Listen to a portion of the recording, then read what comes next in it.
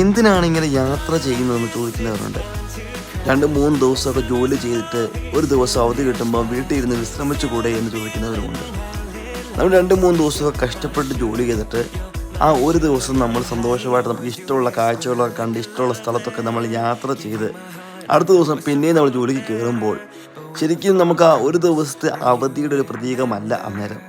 ശരിക്കും നമ്മൾ ഒരുപാട് കാഴ്ചകളും ഒരുപാട് കാര്യങ്ങളൊക്കെ കണ്ട് വന്നേക്കുന്നതുകൊണ്ട് ഒത്തിരി ദിവസം അവധിയെടുത്ത ഒരു പ്രതീകമാണ് ഒരു ദിവസത്തെ യാത്ര നമുക്ക് തരുന്നത്. യാത്രയെ സ്നേഹിക്കുന്ന നിങ്ങൾക്കും യാത്ര ചെയ്ത് അത് മനസ്സിലാക്കാൻ പറ്റുന്നതാണ്. വീട്ടിൽ ഇരുന്ന് വിശ്രമിക്കുന്നവരോട് അതൊന്നും പറഞ്ഞിട്ട് യാതൊരു കാര്യവുമില്ലെന്ന് എനിക്കറിയാം. എൻ്റെ യാത്രാ വീഡിയോകളൊക്കെ നിങ്ങൾക്ക് ഇഷ്ടമാണെങ്കിൽ വീഡിയോ തുടർന്നും കാണണം, സപ്പോർട്ട് ചെയ്യണം. ഇനിയുള്ള ദിവസങ്ങൾ നല്ല നല്ല വീഡിയോകളായിട്ട് തീർച്ചയായിട്ടും ഞാൻ വരുന്നതാണ്. അപ്പോൾ ചാനൽ നിങ്ങൾ സബ്സ്ക്രൈബ് ചെയ്തിട്ടില്ലെങ്കിൽ തീർച്ചയായിട്ടും ചെയ്യണം. So stay tuned. I am Lijo George. Thank U.